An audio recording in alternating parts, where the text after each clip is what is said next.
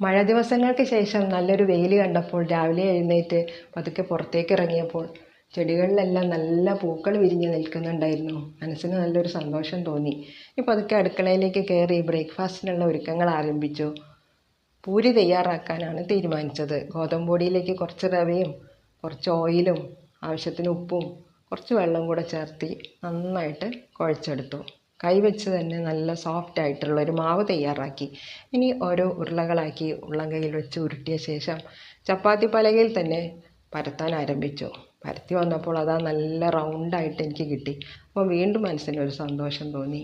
അങ്ങനെ എല്ലാ പൂരികളും ആ ചപ്പാത്തി പലകയിൽ തന്നെ ഞാൻ പരത്തിയെടുത്ത്.